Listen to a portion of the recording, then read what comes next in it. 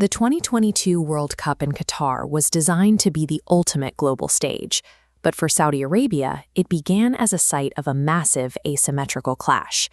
They were stepping onto the pitch to face an Argentina squad that hadn't lost a match in 3 years. But the challenge wasn't just tactical, it was the weight of a living legend.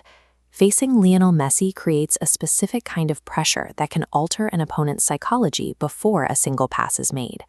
When players are in awe, they stop competing and start spectating. They hesitate, choosing to stay in front of the line and watch the legend play, rather than aggressively challenging for the ball. That passivity was visible from the start. Within 10 minutes, Argentina had already secured a penalty and taken the lead. This chart shows the probability of a comeback in this scenario. For a massive underdog, conceding an early goal to a top-tier team causes their statistical chance of winning to drop to near zero. In those opening minutes, the Saudi team wasn't being outplayed by skill alone.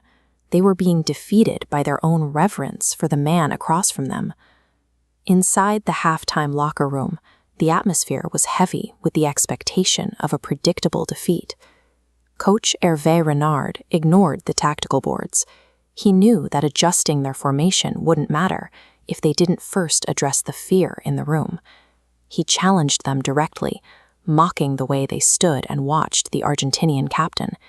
He told them, "Take your phone, you can make a picture with him if you want." It was a necessary shock. By turning their awe into an insult, he shattered the myth of the opponent and forced his players back into a grounded reality. Preparing to face the best in the world often requires a violent confrontation with your own imposter syndrome. The speech struck a chord with the captain, reminding him of the team's core identity, a group that refuses to be scared of any opponent, regardless of their name. They agreed to a shared reality. This reset shows they would play the second half as if it were still 0-0. Stripping away the scoreboard resets the pressure, allowing the players to move as equals rather than chasing a shadow. The star-struck spectators were gone. In their place was a squad of workers ready to fight for every inch of the grass.